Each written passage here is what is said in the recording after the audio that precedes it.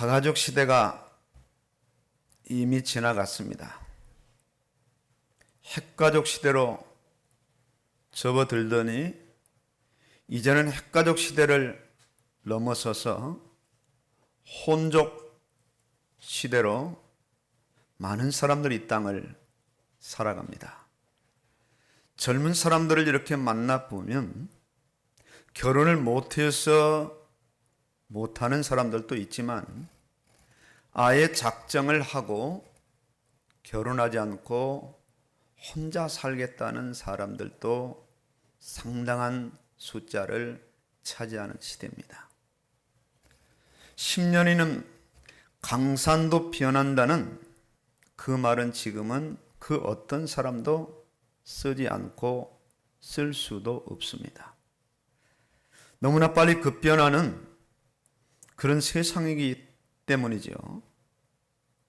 부모와 자녀도 함께 살지 않습니다. 요양원 문화가 지금 노년 문화로 자리 잡은 지가 오래되었습니다. 서울 근교를 잠깐 나가보면 한적한 곳에 건물들이 요양원으로 자리를 잡더니 이젠 도심 한복판에도 여기저기 요양원들이 세워지고 있습니다. 연세 드신 부모들을 요양원에 모시는 거죠. 이렇게 가족이라는 의미가, 가문이라는 의미가 점점 퇴색되어 갑니다.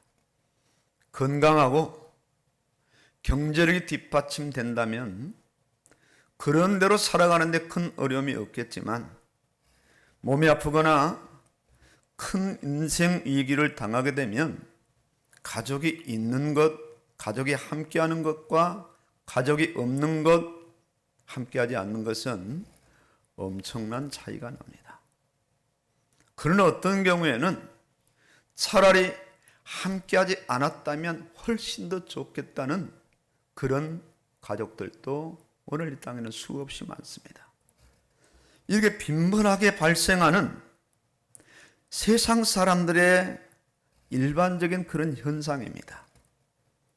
오늘 본문은 시편 23편 말씀 중에 한 부분입니다. 시편 23편은 신앙생활을 어느 정도 한 성도라면 대부분 성도들이 다 알고 있고 시편 전체의 150편에서 가장 사랑을 받고 즐겨 암송하는 그런 성경이 바로 오늘 우리가 읽은 시편 23편입니다.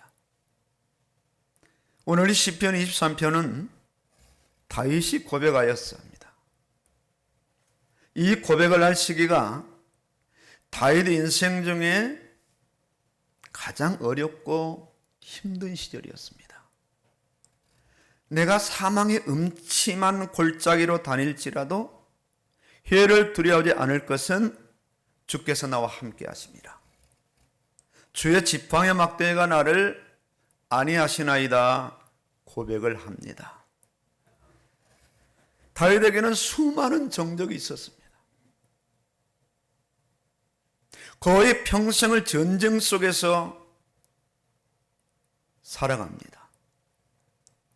전쟁은 생사가 보장받을 수 없는 그런 현장이죠. 반드시 적을 죽여야만 자신이 살 수가 있습니다. 당시 왕이었던 사울왕은 인간적인 관계를 보면 자신의 장인입니다. 다윗 왕을 죽여서는 안 될 사람이죠. 그러나 여러 번 다윗은 사울 왕을 피해서 이곳저곳으로 유랑하는 유랑 생활을 할 수밖에 없었어요. 심지어는 자신의 아들이 반란을 일으켜서 왕으로 선포하고 자신을 죽이려는 전쟁을 일으키는 그런 상황과도 맞닥뜨립니다. 신앙적인 측면에서는 오늘 시편 23편에서 고백한 것처럼 여호와는 나의 목자십니다. 그럼에도 이런 죽을 고비가 여러 번 찾아왔을 때에 언간하면 사람들은 낙심하고 있는 신앙을 버릴 수밖에 없습니다. 하나님을 원망할 수도 있고 정당방위로 사울왕을 단번에 죽일 수도 있었어요. 그러나 다윗은 하나님을 원망도 하지 않았습니다. 여러 번 죽을 고비가 있었던 사울왕을 신하들을 만류하고 죽이지 않았습니다. 도대체 무슨 근거로 이런 고백을 지금 하고 있을까요? 인간은 홀로 사는 존재로 창조되지 않았어요. 하나님의 형상대로 창조되었기에 하나님과 함께하는 것은 인간에게 당연한 결과가 됩니다. 하나님께서 가정을 세우셔서 가정의 주인이 되십니다. 부부가 일평생 함께하는 이 삶조차도, 부모와 자녀가 평생을 생사고라가는 이 삶조차도 어쩌면 하나님께서 인간과 함께하는 그 삶을 아주 정확하게, 아주 세밀하게 보여주는 현장이기도 합니다. 가정을 통해서 태어나는 부모와 자녀의 관계는 영원토록 함께 하시는 하나님과 인간과의 관계를 가장 잘 보여줍니다. 어린아이가 부모의 곁을 떠났을 때는 큰 문제가 됩니다. 인생은 아무리 지성적이고 슬기롭다 할지라도 지혜롭다 할지라도 하나님이 보실 때는 언제나 어린아이 같습니다. 90 노인이 70 자식을 걱정하는 것처럼요. 어쩔 수 없는 현상입니다. 인간에게 하나님이 함께 하실 때 그 인생은 불안하지 않고 안정적인 인생이 됩니다. 인간에게 하나님이 함께 하실 때 그 인생은 두려워하지 않고 담대한 인생이 됩니다. 죄로 말미암은 인간의 타락은 독립을 선언하는 거죠. 하나님 없어도 나 혼자 설 수 있고, 하나님이 내 인생을 도와주지 않아도 나 홀로 자급자족하면서 인생을 살아갈 수 있다는 것 선언이 바로 타락한 인생의 현장이고 타락한 인생의 인생이요 삶이 됩니다. 핵가족, 혼족 전부 타락의 산물입니다. 이 현상을 인간이 아무리 애를 써도 막을 수가 없습니다. 하나님 없는 인생으로 인생을 살아가다가 어느 날 숨을 거두게 되고, 하나님 없는 인생들에게 내려지는 심판은 오로지 지옥밖에 없습니다. 본문 다윗의 고백은 장차 오실 예수님을 아주 정확하게 보여주고 있습니다. 예수님은 이 땅에 오셔서 목자와 양의 관계에 대해서 직접 말씀을 하셨어요. 나는 선한 목자라. 죄를 인하여 하나님을 모르는, 하나님을 대적하며 홀로 사는 죄인들을 하나님은 포기하지 않고 찾아오십니다. 다윗 인생에 찾아오셔서 다윗의 모든 삶에 하나님은 개입을 하셨어요. 다윗이 하는 모든 전쟁 중에도 하나님은 함께 전쟁하시면서 단 한 번도 떠난 적이 없어요. 다윗이 심지어 범죄하여 곤경에 빠졌을 때도 하나님은 다윗을 떠나지 아니하시고 함께 하시면서 다윗 인생을 그 범죄 수렁에서 건져주셨어요. 전쟁에서는 승리를 주시고 죄악의 현장에서는 다시 설 수 있는 재개의 발판을 허락하셨어요. 이와 같이 죄인을 구원하시는 하나님의 그 마음, 하나님의 그 사랑, 늘 죄인과 함께 하셨어요. 예수님 별명이 무엇이죠? 바로 임마누엘입니다. 이를 번역한 즉 하나님이 우리와 함께 계시다 함이라. 예수님이 이 땅에 오셔서 죄인들과 분리되는 삶을 살지 않았어요. 늘 예수님 곁에는 죄인들이 함께 하셨어요. 세리와 심지어는 장녀와 심지어는 만나서는 안 될 사마리아인들과 세상에서 도무지 함께 할 수 없는 그런 극악무도한 죄인들과 늘 함께 하시며 식사하시며 그들의 집에 머무시며 그들과 말씀을 나누시는 그런 예수님의 모습을 볼 수 있습니다. 십자가에 죽으시고 부활하신 예수님께서 약속하신 약속이 뭐죠? 내가 너희와 함께 할 것이다. 볼지어다 세상 끝날까지 너희와 항상 함께 있으리라. 승천하시면서 마지막 약속도 오직 성령이 너희에게 임하시면 너희가 권능을 받는다. 성령이 임할 것이다. 사도행전 1장 8절에 말씀하시면서 2장 1절로 4절에 드디어 성령이 임하셨고 다 성령의 충만함을 받게 되죠. 믿음을 어떻게 가늠할 수 있겠는가?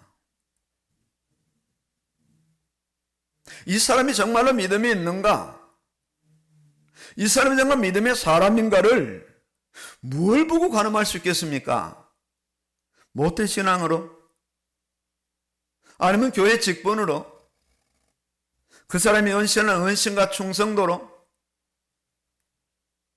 어떤 믿음이 하나님이 원하시는 믿음일까요?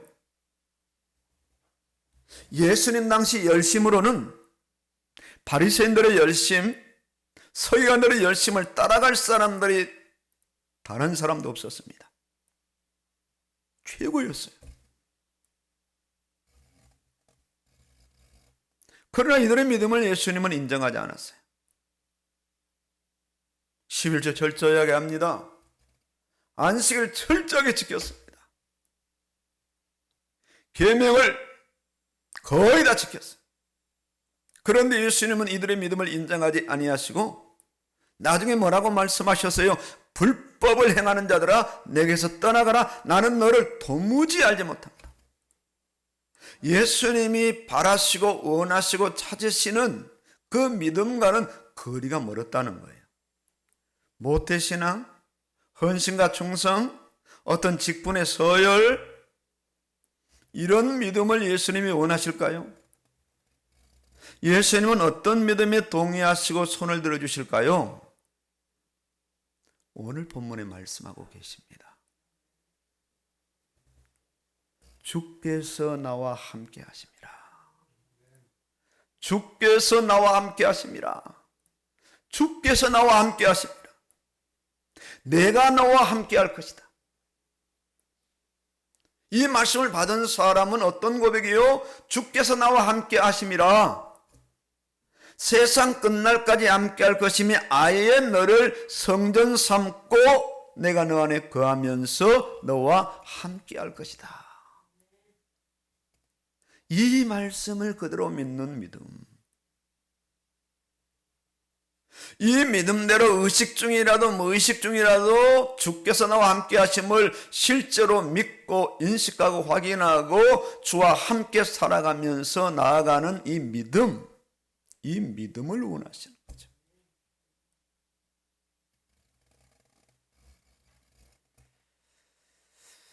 예수님은 반복적으로 임마누엘을 주장하셨어요. 저 구약에서부터 신약에 이르기까지 창세기에서 계시록까지의 한 주제가 있다면 임마누엘인데 임마누엘은 주제가 나인 속으로 모든 문제와 사건과 성도들을 끌고 오시면서 그 거대한 임마누엘의 그 나인을 통과시켰어요. 함께 하심 임마누엘.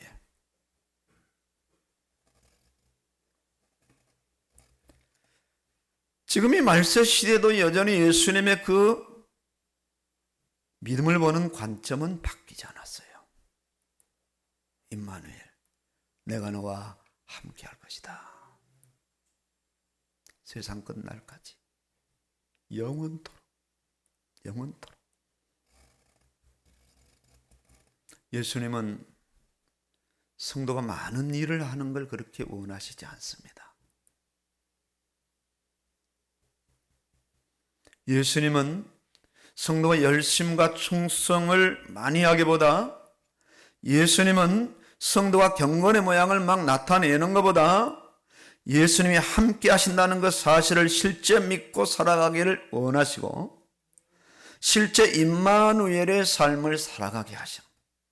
그러니까 성도의 모든 삶을 임마누엘이라는 것은 이 안에서, 이 구조 안에서 되어지기를 원하신다는 거예요. 그래서 열심도, 충성도, 헌신도, 구제도, 전도와 선교도. 막 우리 교회가 선교를 20군데 합니다. 한 달에 선교비가 수천만 원 나갑니다. 이런 홍보가 아니라 선교도 예수님 안에서, 임마누엘 안에서, 전도도 임마누엘 안에서. 이것이 예수님 보시는 믿음의 관점이에요.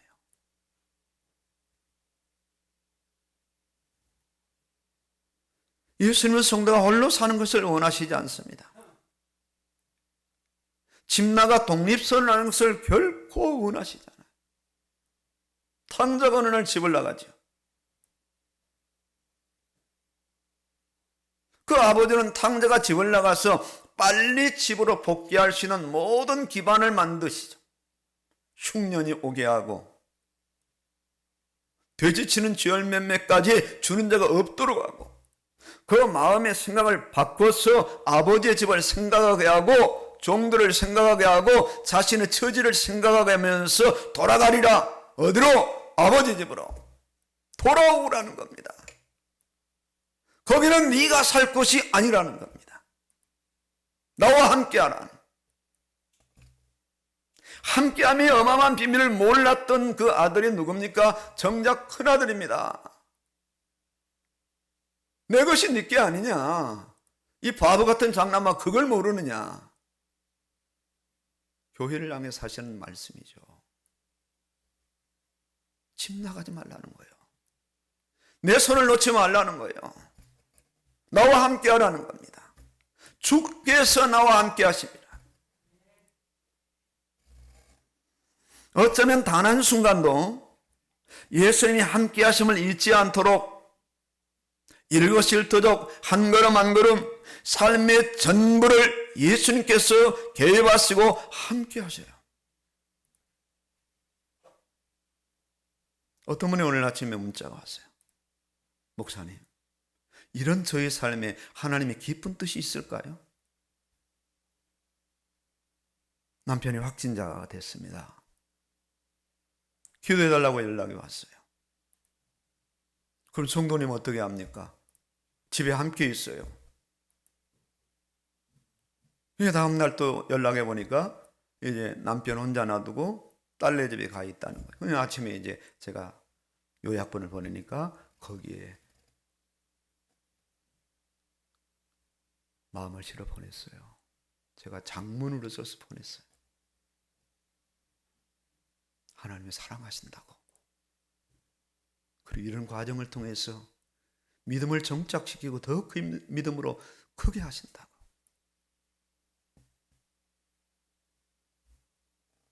함께 할 수 없는 구조 속에 함께 할 수 있는 구조로 만들어 가시는 거예요.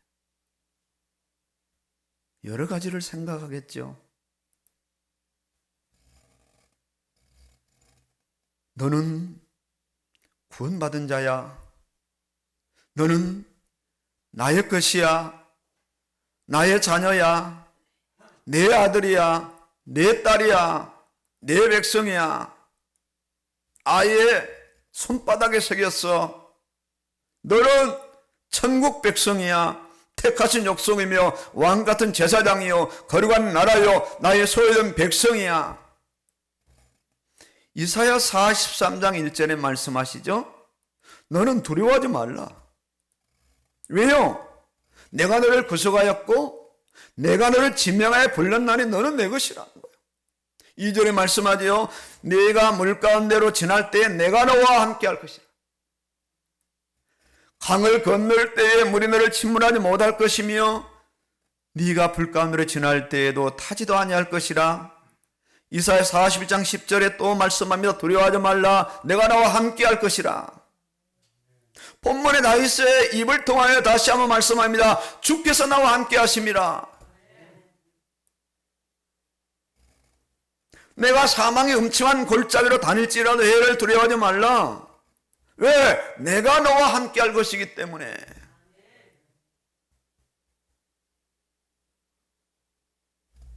믿음은 여기에 주목하는 겁니다. 믿음은 여기에 집중하는 거예요. 불신은요, 일이 잘 풀리고 문제가 없을 때는 임마누엘입니다. 그런데 문제가 안 풀리고 문제가 더 심화되면 임마누엘이 사라져요. 왜 주님이 이렇게 나를 공경에 빠뜨릴까?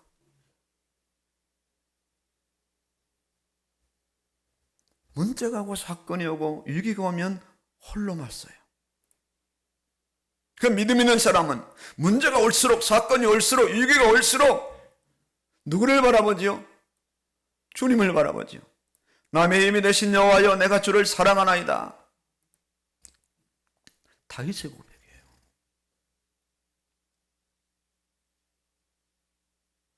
사무엘 상하, 그리고 쭉 가서 역대상을 한번 읽어보세요. 다윗이 어떻게 인생을 살아갔는가? 정말 다윗은 다윗이구나. 시편 3분의 거의 1 정도 넘도록 기록했던 사람이 다윗입니다. 71편까지는 가지고 그렇죠. 1단락 1권이 끝나는 그 시점까지 다윗이 거의 다 기록한 거예요. 하나님 귀찮으실 것 같아. 어떤 때는 어제 전쟁 이겼으면 오늘 그냥 나갈 수도 있잖아요. 또 물어. 이거 전쟁 나가야 되냐고. 또 물어. 어떻게 해야 되냐고. 하나님 여기 귀찮아하시지 아니하시고, 그래 전쟁에 나가라. 이길 것이다. 내가 너 이기게 해줄게. 말의 힘줄에 그 힘줄을 끊으라. 어떻게 하라? 뽕나무에서 사람 걷는 소리가 나거든 공격해라. 아주 하나님께서 구체적으로. 그러니 백전백승하죠. 이세 아들 다윗을 만에 내 마음이 합한 자라는, 아주 순간순간 그런 모든 일거수일투족에 이 함께 하심을 믿고 하나님께 의뢰하고 하나님께 답을 받아서 나아가는 사람이에요.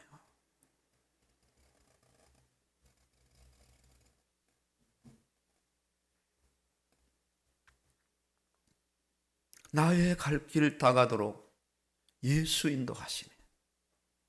무슨 일을 만나도 만사형통이죠. 다윗의 믿음은 어떤 상황에서도 함께 하심을 의식적으로 놓치지 않았어요.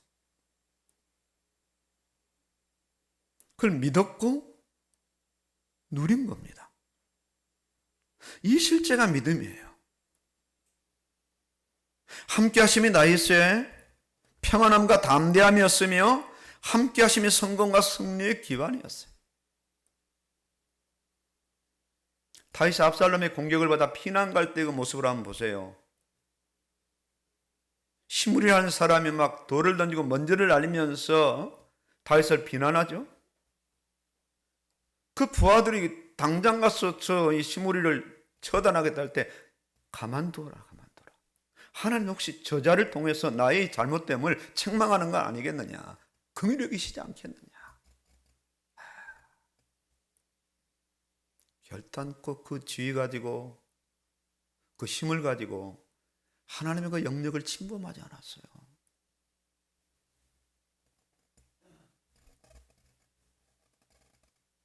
이 믿음이 있으니 강한 적군 앞에서도 담대했어요. 강한 적군 앞에 전략을 먼저 펴고 군사를 모집한 것이 아니라 가장 먼저 하나님을 찾았어요. 이 믿음이 있으니 거인 골리앗 앞에서도 담대하게 나갑니다. 다윗만큼 함께 하심의 복을 마음껏 누린 사람은 흔치 않아요.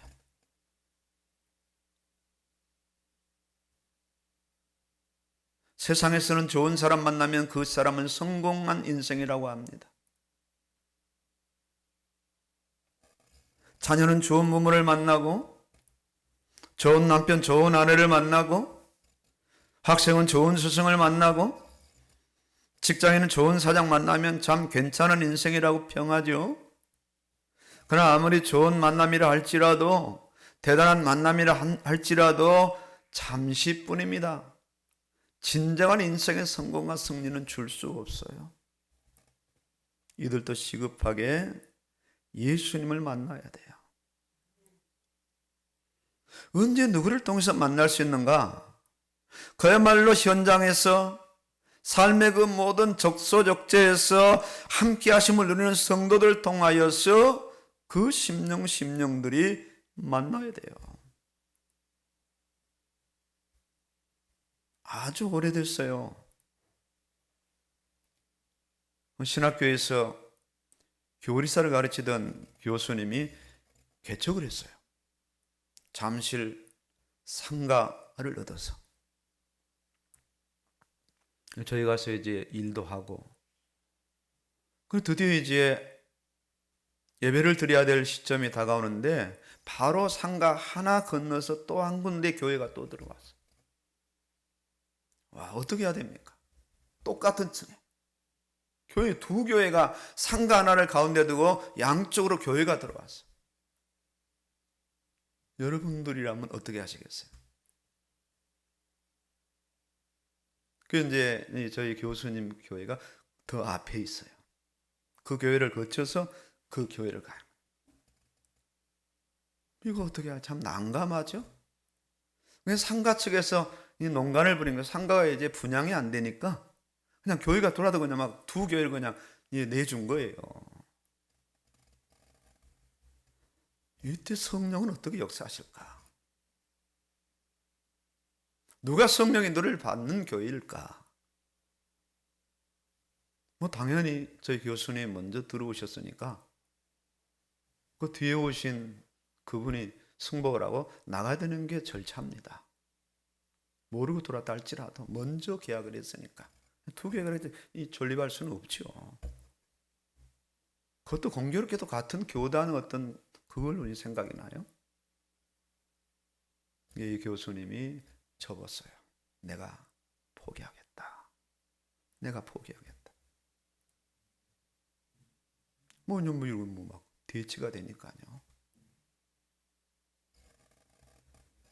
세상을 살아가는 삶의 현장에서 이런 일들이 빈번하게 일어납니다.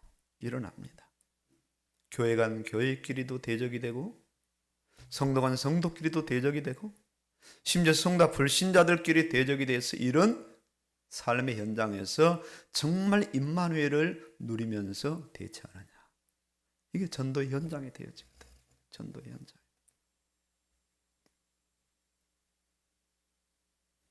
골로새서 1장 27절에 하나님이 그들로 하여금 이 비밀의 영광이 이방인 가운데 얼마나 풍성한지를 알게 하려 하심이라. 이 비밀은 너희 안에 계신 그리스도시니 곧 영광의 소망이니라. 교회가 사업이 아니잖아요. 비즈니스가 아니잖아요. 그럼 빨리 눈치를 채고 정리를 해야죠.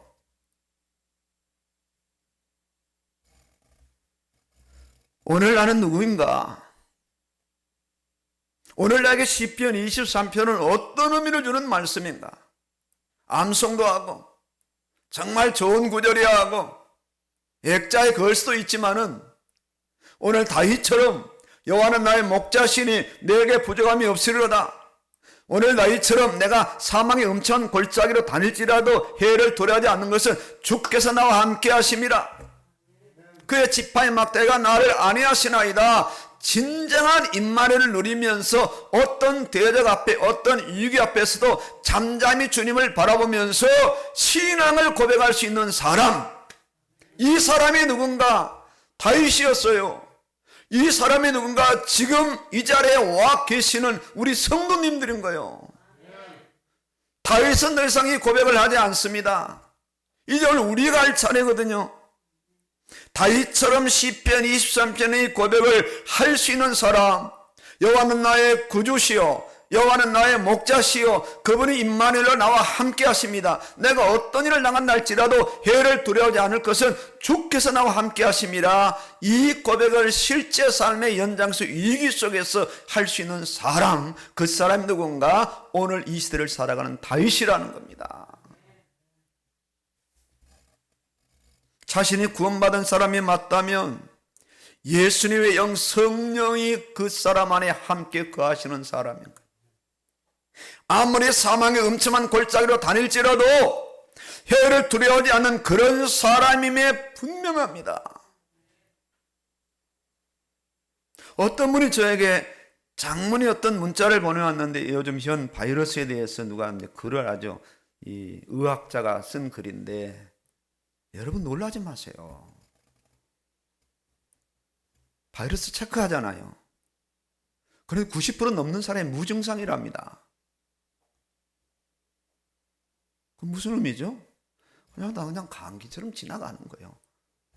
그 면역력 있는 사람은 그냥 지나갔다 쓱 나가.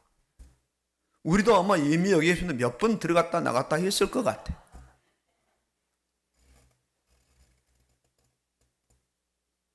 중증 환자들만 조심한, 중증 환자들만. 근데 이것이 약을 만드는 제약의 회사라든가, 이것이 정치인들에게는 아주 좋은 구실이 되는 거죠. 아주 그냥 두려움을 막 줘가지고 꼼짝 못하게 가두고 막. 실내에서는 마스크 벗고 밥 먹고 차 마시고, 실외에서는 마스크 또 쓰고. 여러분 생각해보세요. 바보 같은 거 아니에요? 실외에서 혼자 가는데 뭔 마스크를 써요? 안 써도 되지. 밥 먹을 때 다 벗잖아요. 차 마실 때 다 벗잖아요. 이거 말이 안 되는 거예요. 이걸로 가지고 뭐 전부를 다 잡아가지고 꼼짝 못하게 만들고. 이게 세상입니다. 이런 세상 속에 교회가 있고 성도가 있는 거예요. 두려워하지 마십시오. 바이러스가 대단한 위기를 할지라도 두려워하지 마십시오. 우리가 누구냐 이거예요. 어떤 사람이냐 이거죠. 어떻게 우리가 살아가느냐 이거죠. 성도들 안에 누가 계시느냐 이거죠. 주께서 나와 함께 하심이라. 주께서 나와 함께 하심이라. 주의 지팡이 막대기가 늘 자신을 안위해 주심을 믿는 사람. 힘이 없는 사람 나와 함께 한다면 내가 더 부담이 되겠지만, 만물의 주제가 되시고 창조자가 되시고 구원자가 되시고 생사를 주관하시는 그 하나님께서 정말로 나와 함께 하신다면, 정말 내가 임마누엘을 누린다면 든든하잖아요. 평안할 수 있잖아요. 여유로울 수 있잖아요.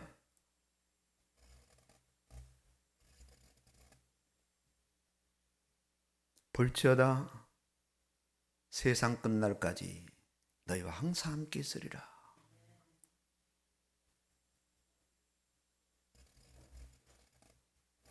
그 말씀이 바로 나에게 주신 말씀으로 받아들이는 사람. 이 말씀의 거리감이 어느 정도냐 이거죠. 말씀의 친밀감이 어느 정도냐 이거죠. 그건 뭐 그때 주신 말씀이지. 그건 제자들이 주신 말씀이지. 다윗에게 주신 말씀이지. 나와는 상관이 없어. 아니잖아요. 아니잖아요. 말씀이 연관이 있기 때문에 이 자리에 와 앉아 계시는 거죠. 저도 수십 년 일평생 예수님을 믿은 거죠. 앞으로도 믿어야 되죠. 또 천국에 가셔야 되잖아요. 그러면 지금 이 시점에서 이 임마누엘 함께 하심의 의미를, 근거를 분명히 붙잡고 실제로 이제는 믿어야 되는 사람들이고 그렇게 믿은 대로 살아가야 되는 사람들임에 분명하거든요. 이게 실질적인 신앙입니다. 신앙.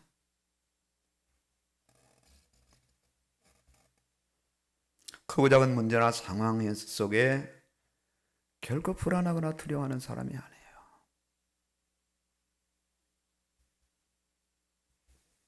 이런 믿음의 실제가 문제를 보게 되고 상황을 보게 되는 거예요. 이 문제와 상황 속에서 잠잠히 세밀하게 구체적으로 이 문제를 다루시고 나의 모든 것들을 일으켜 믿음으로 이렇게 세우시는 성령의 임재와 성령의 역사를 보는 거란 말이에요. 이 믿음이거든요. 베드로전서 5장 8절에 너희 대적 마귀가 우는 사자처럼 삼킬 자를 두루 찾나니 너희 믿음을 굳게 하라. 굳게 하라. 이런 사람이 분명하다면 내가 할 영역은 도대체 무엇이냐 이거죠. 성령이 나와 함께 하심을 정말로 실제로 믿는 것이 할 일이에요. 이게 우리의 일입니다. 사람이 한 말도 믿을 때 그 말이 이루어지거든요. 사람의 말도 신뢰할 때에 그 말이 실제 유효할 수 있잖아요. 예수님이 하신 이 생명의 말씀을 믿어야 돼요. 믿어야 돼요. 다른 방법이나 다른 대안이 없어요. 누가복음 18장에 인자가 올 때 믿음을 보겠느냐 말씀하셨거든요. 정말 이제 이 시대가 믿음이 없는 시대입니다. 가면 갈수록 믿음이 떨어지는 시대예요. 이제 교회가 사실 교회가 아니에요. 강력한 이 믿음을 요구할 수 없는 시대입니다. 아주 고전화되었어요. 그냥 전부 교회가 평준화돼서 세상과 타협하고 그냥 적당하게 거리를 두고 그저 주일날 잠깐 예배 드리면 그걸로 끝입니다. 거대한 세상의 문화와 어둠의 권세와 더불어 싸운다. 어떤 면에서는 넘사벽일 수 있어요. 아주 성도들이 약해질 대로 약해지고 아주 나약할 대로 나약해지고 아주 나태해질 대로 나태해진 그런 시대가 지금 세상이거든. 현실이에요. 믿는 만큼 믿는 증거가 나타나요. 성령님은 예수님이 승천하신 후에 오셔서 아예 성도 안에 임재 계시거든요. 가장 먼저 성도라면 성령의 임재를 체험해야 돼요. 정말로 성령이 내 안에 계시느냐. 누군가가 내 옆에 있다면 의식이 되는 것처럼 육신 눈에 안 보이지만은 성령께서 내 안에 임재해 계신다는 임재의 사실을 실제로 인지하면서 의식하면서 세상을 살아가는 사람들.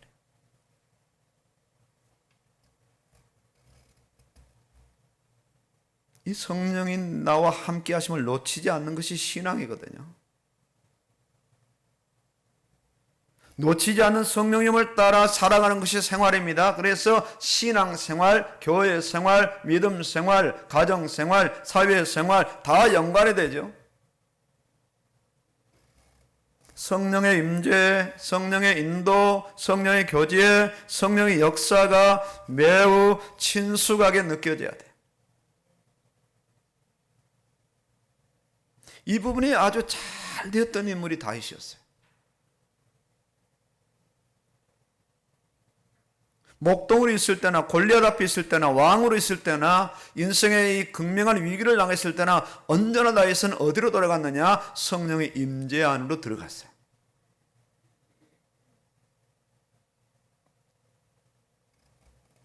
왕 중에 우시아라는 왕이 있었습니다. 대단히 제위 기간이 길어서 50년 넘게 제위했는데 이분이 농사를 잘 지었고요. 아주 전략적으로 무기나 이런 군비 구축을 대단히 잘했어요. 아주 이스라엘이 든든했어요. 그래 아주 좋은 선지자가 있었어요. 이분의 마음이 설설 성령을 떠나서 교만해지더니 어디까지 갔느냐? 이제 내가 제사장을 제치고 내가 번제를 드리겠다. 성전에 가서 번제를 드린 겁니다. 이때 선지자가 레위인을 이끌고 성전에 들어와서 왕을 만류하죠. 이때 왕이 화를 냅니다. 내가 누군데? 그때 바로 문둥병이 임하죠. 자기도 문둥병이 임한 걸 알고 행동을 중단하고 별궁으로 들어갑니다. 제 인생이 이렇구나. 인생. 한순간 성령의 임재를 놓치니까 인생이 교만해지고 인간 본연의 타락한 모습이 나오더니 제사장이 할 수 있는 그 제사를 드리겠다고 나서다가 하나님은 그 인생을 내쳐버린 거예요. 두렵습니다. 진짜 두려워요. 신앙생활, 자신이 왕이 되어 수많은 전쟁터에서도 주께서 나와 함께 하심을 믿고 승승장구했던 인물이 다윗이었어요. 구원받은 성도가 해야 할 일은 가장 먼저 이 사실, 주께서 나와 함께 하십니다. 너희는 하나님의 성전이라. 성령이 너희 안에 거하시면, 오직 성령이 너희 안에 임하시면, 이 사실, 이 근거, 이 기본, 이 부분이 가장 먼저 되어져야 될 부분들이에요. 이 부분이 안 되면 평생을 신앙생활에도 허풍선처럼요, 그렇게 하다가 끝날 공산이 커요.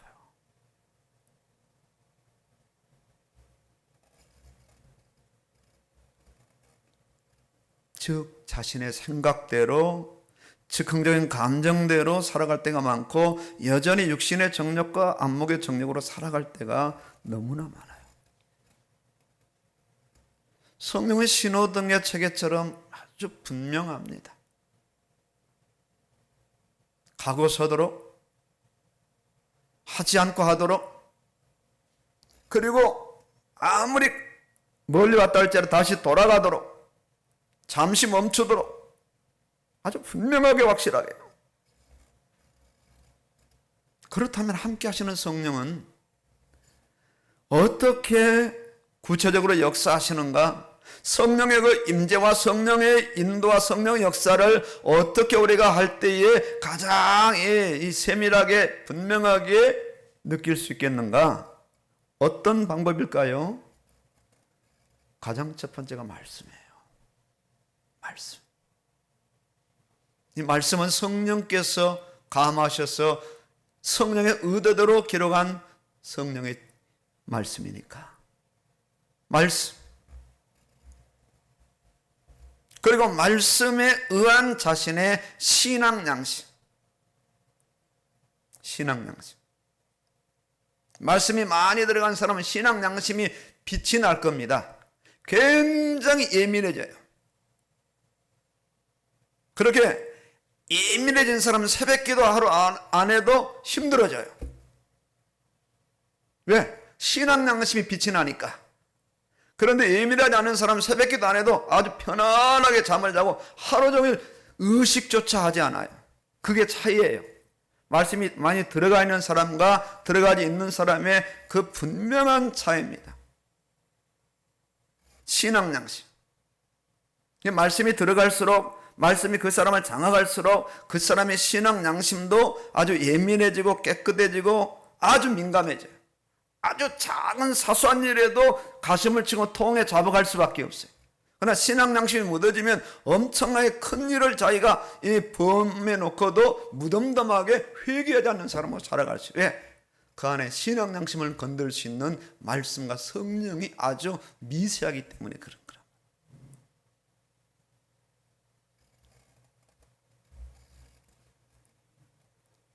그리고 기도예요. 왜 부득불 기도하게 하느냐? 내가 너와 함께 한다.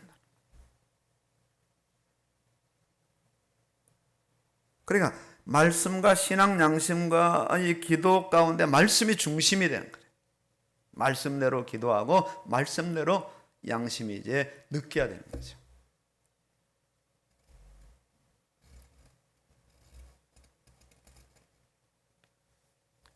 구원받은 성도라면, 정말로 진실되고 구별된 성도라면 언제든지 말씀으로 돌아가야 돼요.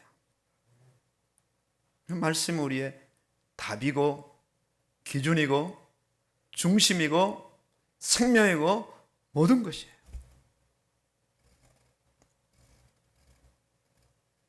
두 사람이 대화하다가 답이 안 난다. 말씀으로 돌아가야 돼요. 열심히 부부싸움을 해도 답이 안 나요. 당신이 잘했어. 내가 잘했어. 당신은 이 모양이야. 당신은 왜 그 모양이야. 답이 안 나와요. 어디로 가야 돼요?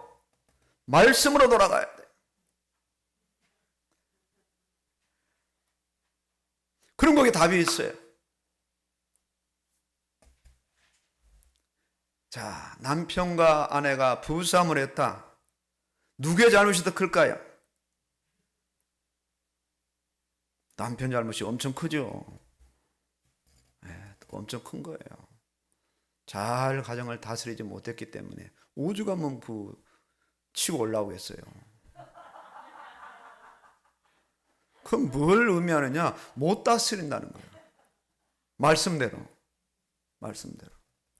그 남편이 말씀대로 나갈 때 부인은 긴장하는 거죠.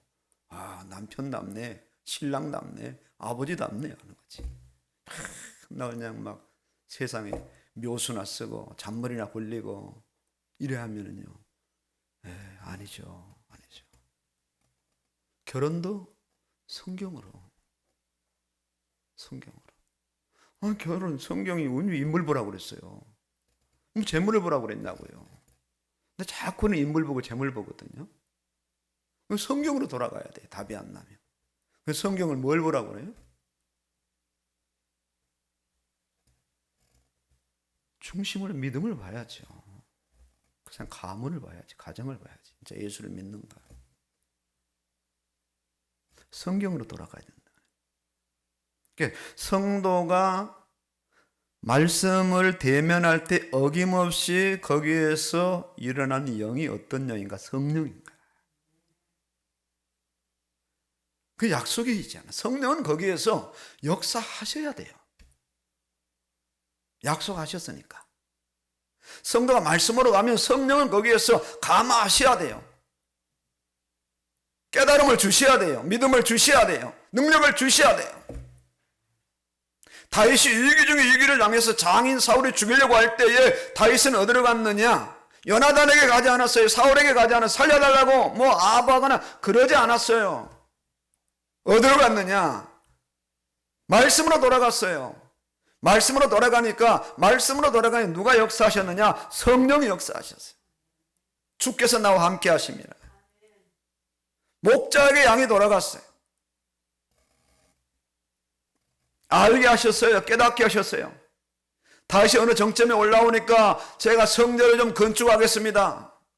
하나님이 예막 저매막 방황하지 않았습니까? 제가 알기로는 이 정도 했으니까 성전 한번 건축하겠습니다 했을 때에 뭐라고 했어요? 아니다 그랬어요.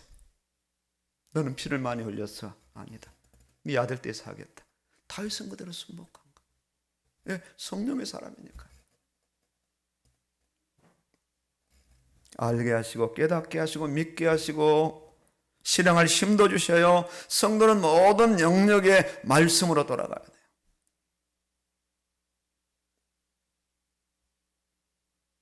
말씀 가지고 싸우면 멋질 것 같아요. 직장 생활도 사회생활도 전부 성경으로 돌아가야 돼요. 심지어는 말씀의 예배에 이게 이 걸림돌이 되는 누군가의 상관이 요청했을 때에 우리는 말씀으로 돌아가야 돼요. 그래서 그 요구를 좀 거부할 수 있는 그런 결단들. 그런 일들이 인생에 좀 여러 번 지나가야 돼요. 그냥 온실의 화초처럼요. 그저 환경에 어려움이 안 오니까 전혀 그 사람의 믿음이 검증이 안 되는데 그야말로 바람이 불고 그냥 하우스가 다 찢어지고 다 날아갔을 때 과연 그 안에서 살아남을 수 있는 화초가 있느냐? 살아남으면 살아남은 거죠.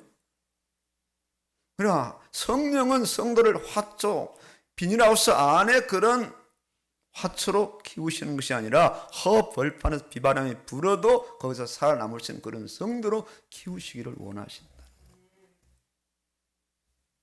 그게 영적 싸움이잖아요. 아주 지금 우리는 편한 시대를 살아가거든요. 그래서 성도들의 그런 신앙도 굉장히 약해졌어요. 예전에 막 미군들이 주는 그런 큰 대형 텐트 쳐놓고 톱밥 날로 키우고 예배를 드리면 저 가야 앉으면 그 바람 불면 텐트가 벌럭벌럭 바람 찬바람 들어 가만히 깔고 그때 새벽기도 다 하고 신앙을 지키고 그렇게 생활했거든. 지금은요 이렇게 뭐 현대 시설에 쌓이면 아주 성도들이 약할 대로 약화되어지고 세상과 이렇게 되어져서 어려움을 견딜 수 없어요. 조그만 문제도 그냥 놔버리고 그냥 평범하게 그렇게 신앙생활하는데 이건 교회 생활이고 종교 생활이지 진정한 신앙생활 임마누엘이 아니라는 거죠.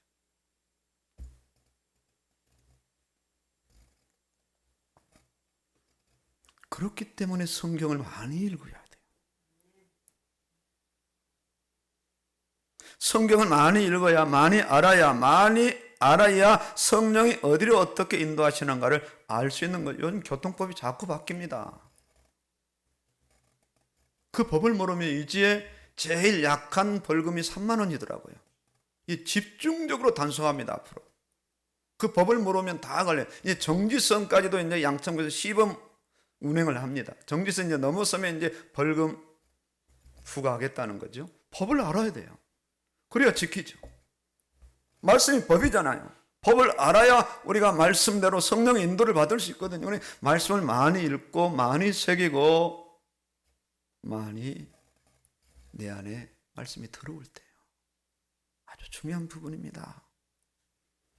계속 말씀을 읽으십시오. 그때 이제 성령이 말씀하시는, 교회들에게 하시는 말씀을 들을지어다. 그냥 적당했고 제대로 안 읽는다면 성령의 임재와 성령의 인도를 실전을 받지 않고 거의 24시간을 자기 마음대로 자기 생각대로 세상을 활보하면서 살아가는 사람임에 분명합니다. 정말로 구원받은 사람인가? 성령의 임재를 확인하고요. 성령의 인도를 잘 받아야 돼요. 그래서 오직 말씀으로 돌아가라. 말씀 속에서 성령을 만나고 성령 안에서 말씀으로 다시 들어가고 말씀 속에서 성령의 음성을 듣고 말씀 속에서 성령 인도를 잘 받으라. 이때 함께 하시는 완벽한 증거가 나타나는 겁니다. 이때 사망의 음침한 골짜기도 생명의 역사가 일어나는 그런 현장으로 바뀌어집니다. 이때 주의 지팡이가 나타나고 주의 이 막대기가 나타나서 적을 물리치고 안전하게 우리의 인생을 어느 길로요? 진리와 생명으로 가도록 인도하셔요. 적을 막고 성공과 승리의 길로 인도하십니다. 주께서 나와 함께 계심이라 승리하시기를 주의 이름으로 축원합니다. 아멘입니다.